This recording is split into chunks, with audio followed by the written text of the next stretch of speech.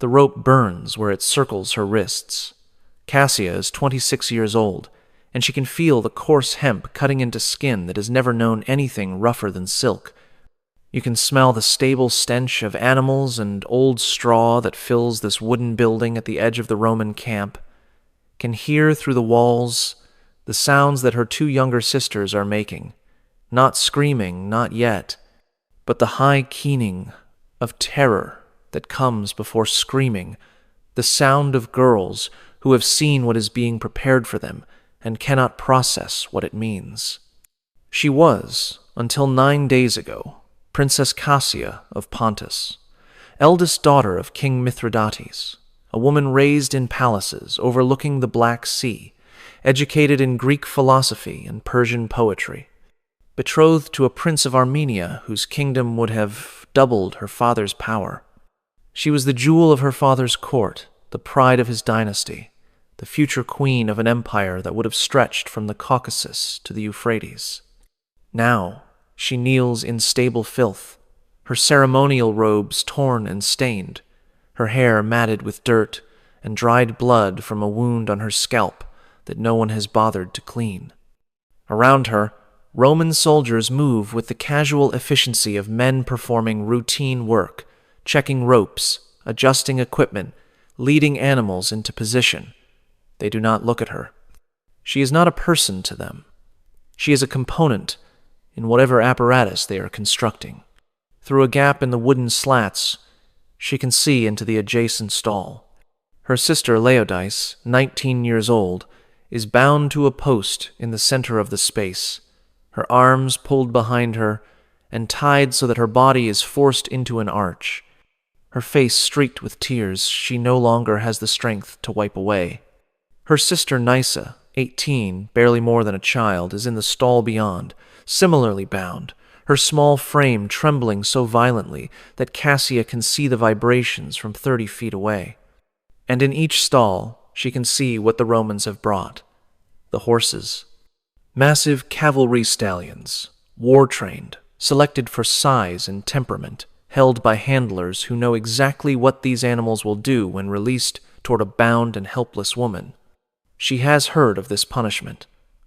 Every kingdom that bordered Rome had heard of it, whispered about it, used it as a warning to those who considered resistance. The Romans called it many things, depending on which commander ordered it and what purpose it served.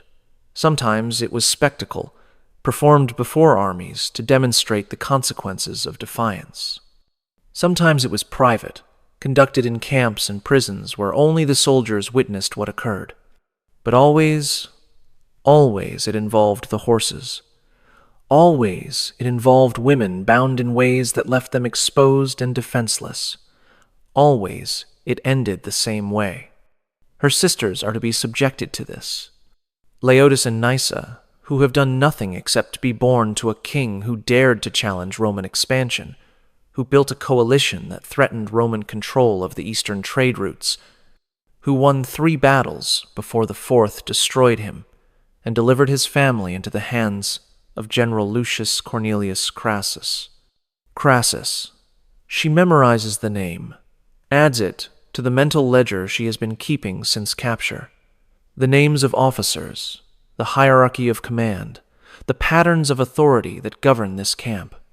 Information is the only weapon available to her, and she has been gathering it with the desperation of someone who knows that knowledge might be the only thing standing between her sisters and the fate being prepared for them. A man enters the stable. He is perhaps 50 years old, wearing the armor of a senior commander, his face bearing the weathered marks of decades of campaign. His eyes move over the scene with the practiced assessment of someone inspecting equipment rather than witnessing the preparation for atrocity. This is General Crassus. She recognizes him from the surrender, from the moment when her father knelt in chains and was informed of the fates his children would suffer. The youngest first, Crassus says to the officer beside him. 18 is old enough, and her screams will help motivate the others. Nysa. They are going to start with Nysa. Cassia feels something shift inside her. The fear that has paralyzed her since capture does not disappear, but it recedes, pushed aside by something older and stronger.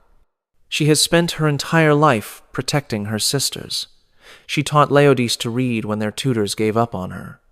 She held Nysa through nightmares when their mother died. She has been their shield against court politics, against the expectations of their father, against the thousand small cruelties that palace life inflicted on royal daughters. She will not stop now. General Crassus. Her voice comes out steadier than she expected, cutting through the ambient noise of the stable, drawing attention from soldiers who had been ignoring her. I would speak with you. Crassus turns, his expression shifting from dismissal to curiosity. Prisoners do not typically address their captors. Certainly not prisoners about to witness their family's destruction. The Pontic princess speaks, he says. What could you possibly have to say that would interest me? An offer, Cassia says. One that will benefit you more than watching children scream. She sees interest flicker in his eyes. Romans are pragmatic above all else. Even cruelty serves purposes for them: intimidation, entertainment, the satisfaction of soldiers who have endured hard campaigns. If she can offer something of greater value, she might be able to redirect the cruelty, to take upon herself what was meant for her sisters. What offer? Take me instead. All of it. Whatever you planned for them, do it to me. All 3 portions of punishment, concentrated on one body. I am older, stronger. I will last longer. The spectacle will be greater. Crassus studies her. She can see him calculating, weighing the entertainment value of what she proposes against the original plan. Your sisters are younger, he says.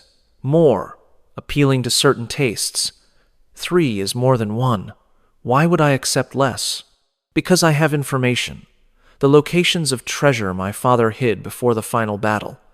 The names of Roman officers he bribed during the war. The routes of the supply networks he established with Parthia. She is gambling now, mixing truth with fabrication, hoping that greed will override other appetites. Give me my sister's safety, genuine safety, not death in a different form, and I will give you everything I know. I could torture the information from you.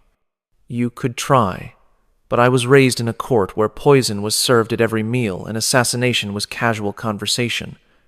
I know how to die quickly when I choose to. Torture me, and you will get nothing. Accept my offer, and you will get intelligence that will make your career and wealth beyond what this campaign has already provided. She watches him process this, watches the calculation happen in real time. Romans are not sentimental, but they are ambitious, and ambition can be leveraged. The horse, he says slowly. You understand what you are offering to endure. I understand. It will not be quick. It will not be private. My officers have earned entertainment, and I will not deny them. I understand. And your sisters will watch. That is part of the arrangement. They will watch what you endure for them, and they will know what they have been spared. Cassia feels her stomach revolt at this addition, but she forces herself to nod. If they are truly spared, if they are given safety afterward, genuine safety, not slavery, not being sold, not being given to soldiers, what would you consider genuine safety? Send them to Rome, to the household of someone who will treat them as guests rather than slaves. Let them live out their lives in comfort, even if it is comfort in exile. This is what I am buying with what you are about to do to me. Crassus is silent for a long moment. Then he smiles, and the smile is worse than anything she has seen from him so far. You love them, he says. Truly love them. That is rare in royal families. Most would sell their siblings for an extra hour of comfort. My sisters are the only family I have left. My brothers were killed in battle. My father will be executed after the triumph. My mother died years ago. Laodice and Nysa are everything. Then we have a bargain. He turns to the officer beside him. Release the younger 2 from their preparations. Bring them here to witness, and prepare the eldest for extended use. The words land with physical weight. Extended use. She knows what that means. Not a single horse, not a single session, but multiple animals, multiple days, whatever duration Crassus decides will provide adequate entertainment for his officers. But Laodice and Nysa will live. They will be safe. They will grow old in Rome while she endures whatever is coming. It is enough. It has to be enough. What you are about to learn has been deliberately obscured by 2,000 years of historical sanitization. The Romans who wrote the histories that survived were not interested in documenting what happened to the daughters of defeated kings. They mentioned triumphs and victories, recorded the names of conquered monarchs, noted the treasure that flowed into Roman coffers. But the women, the princesses and queens, who were captured alongside their fathers and brothers, were reduced to footnotes, mentioned only as parts of the procession, their ultimate fates left unspecified. Tonight you will learn what those unspecified fates actually were. You will learn about the punishment that Roman generals reserved for royal women who represented conquered dynasties, the methods designed not merely to destroy individuals, but to annihilate bloodlines, to demonstrate so completely Rome's dominance that no one would ever again think resistance was possible. You will learn about the role of animals in Roman punishments, why certain methods were chosen for certain victims, what purposes the spectacle served beyond mere cruelty. You will learn about the hierarchy of suffering, why some captives were killed quickly, while others were subjected to prolonged degradation, what determined which fate a prisoner received. You will learn about the women who chose to endure these punishments to protect others, the mothers who bargained their bodies for their children's lives, the sisters who took upon themselves what was meant for siblings, the impossible arithmetic of sacrifice that Roman captivity forced upon its victims. You will learn why Cassia made the choice she made, what happened during the days that followed her bargain, and what became of the sisters she was willing to destroy herself to protect. Subscribe if you want to understand what Roman victory actually meant for those who experienced it as defeat. Comment below telling me where you are watching from. Because Cassia is about to be prepared for what she agreed to endure, and I am going to tell you exactly what that preparation involved. But before I describe what happened to her in that Roman camp, I need to take you back. I need to explain why this punishment existed, what function it served in Roman military culture, and why generals like Crassus believed it was not merely acceptable but necessary. Because you cannot understand what Cassia endured without understanding the system that made her suffering useful. The Roman punishment involving horses was not random sadism. It was calculated terror, designed to serve specific military and political purposes. Rome's eastern conquests had created a problem. The kingdoms of Asia Minor, Pontus, Bithynia, Cappadocia, Armenia were not like the tribal societies Rome had conquered in Gaul and Hispania. They were sophisticated civilizations with long histories, established dynasties, populations that remembered independence and resented subjugation. Conquering these kingdoms was relatively straightforward. Keeping them conquered was far more difficult. The solution that Roman commanders developed was spectacular violence, not merely defeating enemies, but annihilating them so completely that resistance became psychologically impossible. This meant destroying not just armies, but symbols, burning temples, melting down sacred objects, and most importantly, degrading royal families in ways that strip them of any remaining dignity or claim to leadership. Royal women were particularly important targets because of what they represented. In the ancient world, dynasty continued through women as much as men. A captive queen might be ransomed and bear sons who would claim their grandfather's throne. A captive princess might be married to a rival king who would use her bloodline to legitimize his own claims. Even as prisoners, royal women remained potential threats to Roman control. The punishments inflicted on these women were designed to eliminate this threat permanently. Not through simple execution death created martyrs, and martyrs inspired resistance, but through degradation so complete that the women themselves became symbols not of resistance, but of the futility of resistance. A princess who had been subjected to public humiliation with animals could never become a rallying point for rebels. Her status had been destroyed more thoroughly than death could accomplish. The horses served multiple functions within this system. First, there was the practical element. Horses were available in any military camp, required no special equipment, and could be used repeatedly without significant preparation. The logistics of punishment mattered to Roman commanders who might need to process many captives in a limited time. Second, there was the spectacle element. The punishment created visual imagery that witnesses would never forget and would share with others, spreading the message of Roman dominance far beyond the immediate audience. Soldiers who witnessed the degradation of a foreign princess would tell the story for years. The story would travel through the empire and beyond, reaching ears that would learn from it exactly what Rome did to those who resisted. Third, there was the symbolic element. Horses represented military power, the cavalry that had crushed the enemy's army. Using horses against the enemy's women completed a symbolic circuit. The same force that had destroyed the kingdom's power was now destroying its future through its princesses. This was the system that had created the punishment Cassia had volunteered to endure. Not madness, not arbitrary cruelty, but calculated destruction, serving purposes that Roman commanders considered entirely rational.